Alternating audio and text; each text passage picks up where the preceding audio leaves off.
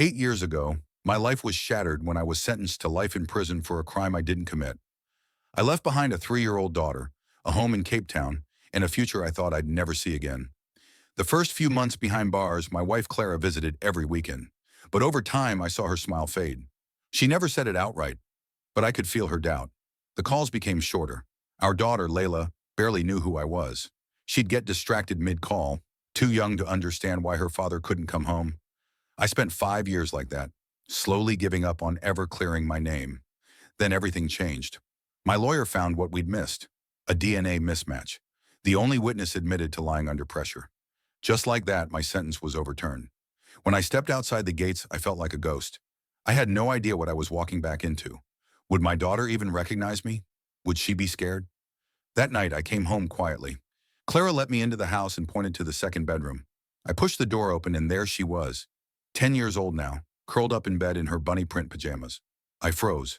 She looked so peaceful. I was terrified to wake her. But I leaned in and whispered her name. She stirred, blinked, and looked up at me. There was this long, unbearable pause. Then her eyes lit up. She jumped out of bed and threw her arms around my neck, crying and laughing at the same time. "Daddy, you came back. You're really home." We sat up all night. She told me about her school, her favorite cartoons, the stories Clara told her about me, how she never stopped waiting. I just listened, overwhelmed. I didn't even try to speak. I was afraid if I did, I'd break down. We went for her favorite mint chocolate ice cream the next day and watched animated movies until sunrise.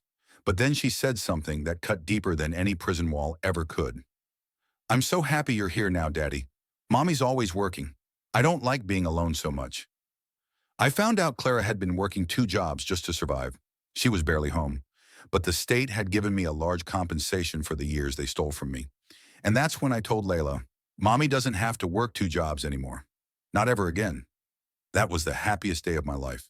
Not because I was free but because my daughter still believed in me. And somehow, she never stopped waiting.